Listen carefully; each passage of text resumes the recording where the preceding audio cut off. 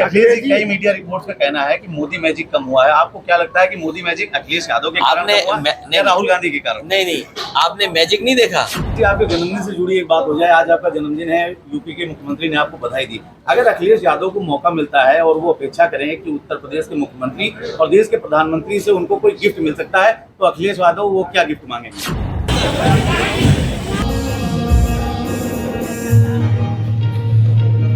मेरे दिमाग में भी ये नहीं था कि 1 जुलाई का दिन कैसा होगा। आज का दिन हमारे लिए बहुत ही इमोशनल है। नेता प्रतिपक्ष अखिलेश यादव और समाजवादी पार्टी के राष्ट्रीय अध्यक्ष अखिलेश यादव आज बाराबंकी में लखनऊ पब्लिक स्कूल का उद्घाटन करने पहुंचे। यहां पर उनका भरपूर स्वागत किया गया।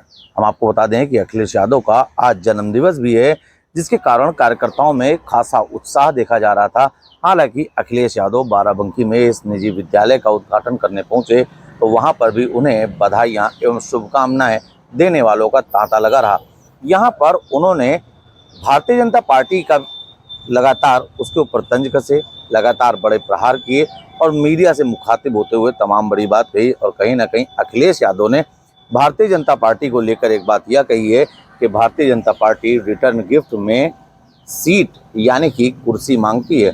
अखिलेश के ये कहने के क्या मायने हैं, क्या कुछ बताना चाह रहे हैं, क्या कुछ संदेश अखिलेश यादव देना चाह रहे हैं, देखिए मीडिया से सवालों जवाब के क्रम में अखिलेश यादव के ये जवाब।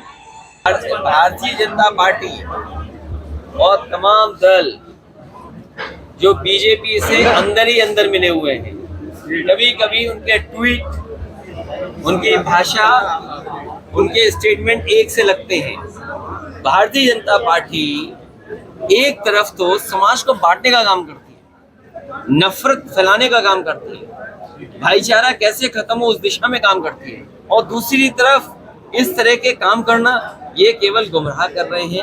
अगर इन्होंने किए होते तो पहले दिन से इनके ईमानदारी दिखाई देती। आप पहले दिन से इनकी सरकार की ईमानदारी देखो। इस देश की खूबसूरती है कि हम सब मिलकर के रहते हैं, चाहे वो किसी धर्म का हो, सब धर्म मिलकर के रहते हैं। मुझे खुशी है कि जब इस संस्था में कार्यक्रम शुरू हुआ था तो चाहे सिख हो, चाहे ईसाई हो, चाहे मुस्लिम हो, चाहे हिंदू हो, चाहे बौद्ध हो, चाहे पारसी हो, चाहे और धर्म से जैनिज्म है, ये सब धर्म हैं जो भारत की खूबसूरती को बढ़ाते हैं। हमारी पहचान गंगा जमनी तहजीब है। हम परंपराओं से जुड़े लोग हैं। कभी हमने किसी की चीज़ अपना ली, कभी हमारी चीज़ किसी और ने अपना ली। तो ये देश दुनिया में सबसे खूबसूरत है। इस देश की खूबसूरती खत्म करने के लिए, इस देश के लोकतंत्र को खत्म करने के लिए, इस देश के संविधान को खत्म करने के लिए भारतीय जनता पार्टी काम कर रही है। आपने जनता को गुमराह किया। पहले नोटबंदी बंद की। नोटबंदी में कहा कि भ्रष्टाचार खत्म हो जाएगा, आतंकवाद खत्म हो जाएगा, करप्शन खत्म हो जाएगा।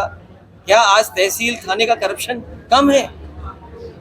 सोचिए, देखिए जाकर के, एक एक विभाग के बारे में जानकारी करिए।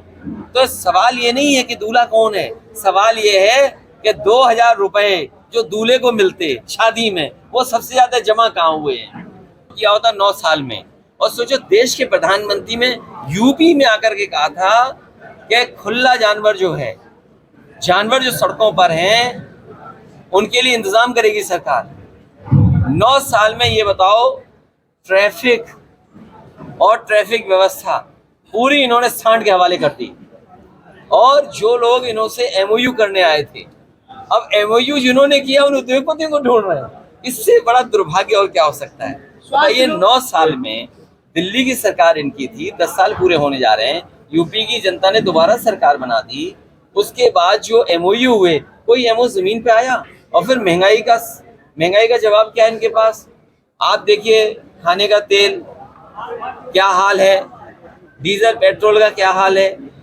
ये बात अलग है कि आलू, टमाटर, प्याज, इस किसी की कीमत बढ़ जाए, किसी को मुनाफा हो, किसी को नहीं मुनाफा हो, किसी की जेब से जा रहा हो। सवाल देश के सामने बड़ा ये है कि महंगाई का सबसे ज़्यादा परेशानी गरीब के लिए है, तो उसका जवाब इनके पास क्या है? और जो बिजली का संकट आ रहा है, अभी भी मैं कह रहा हूँ बड़ी जिम्मेदारी के साथ बाराबंकी वालों के सामने, एक भी बड़ा प्लांट बिजली का सरकार ने नहीं लगाया।